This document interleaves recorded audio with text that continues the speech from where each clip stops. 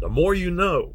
Brought to you by Flagstaff, Rockwood, building better RVs, making smarter RVers. This has been a year and a half of craziness. We've had to adapt to many, many changes in that year and a half. You know, we got pre-COVID, then we know it's COVID, and then we're trying to recover from it.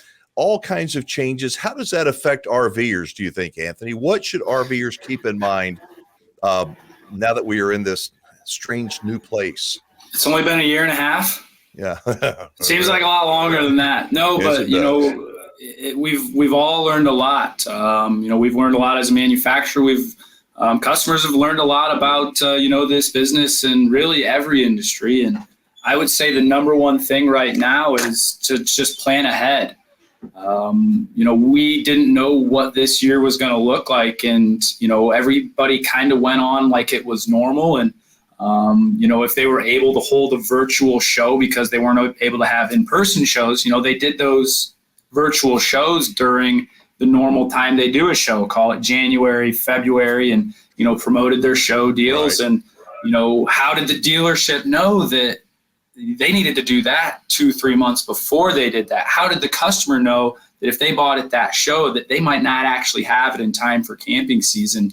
And that's one of the things that we've seen play out as a manufacturer is we didn't think our lead times were going to be what they were, but once you throw in all the parts shortages, labor shortages, COVID shutdowns, what used to be in a 12-week lead time for some customers turned into a 20-week lead time and unfortunately, missed a good chunk of the camping season. So if I've got one note for anybody looking for a trailer, whether it be a first-time buyer or upgrading to a new trailer or downsizing to a smaller one, start earlier than you think. Don't wait for those shows in January and February and make your decision then.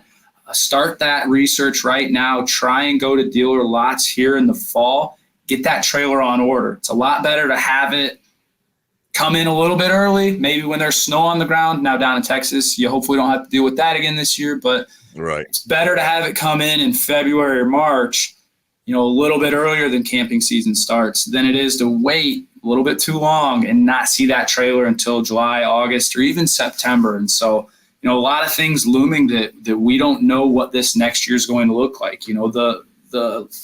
The supply chain's starting to look a little bit better, but who knows if something else could happen where we have to go through shutdowns again and parts shutdowns. So plan ahead.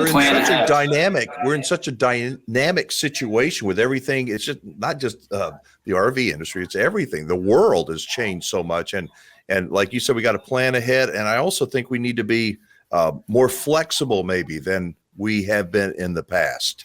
That's right. Absolutely. I don't know if I talked about this before on the show, but it's affected every industry.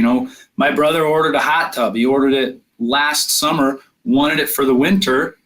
Well, they were on such shortage of supplies that it actually didn't show up until like late spring of early this year. So my sister-in-law's sister works at Whirlpool.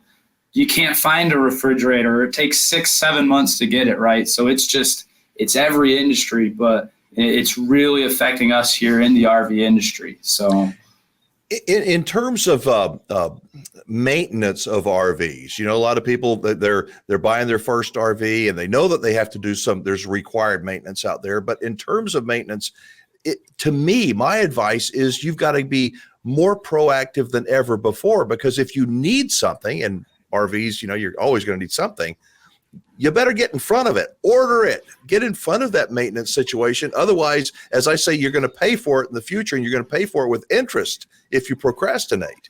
That's right. That goes into that whole idea of planning ahead.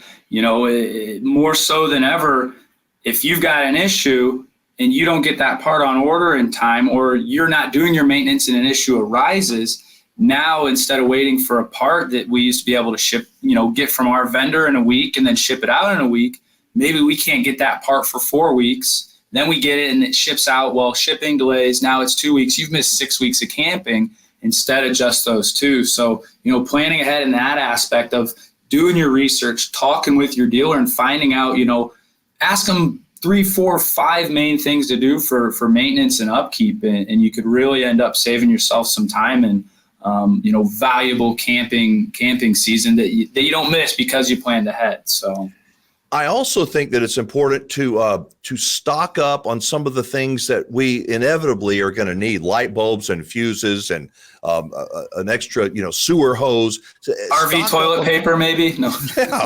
Yeah, any toilet paper. That's right. But it's a good idea to buy that stuff and have it already put aside, because when you need it, you may not be able to get it. That's right. Yeah, it's every step of the way. Plan ahead. It's a lot better to have something when you don't need it, because there will come a time when you probably need that, and you roll the dice of not having an availability. I mean, it's like I mentioned, it's affecting about anything made in the entire world right now. There's potential for a shortage.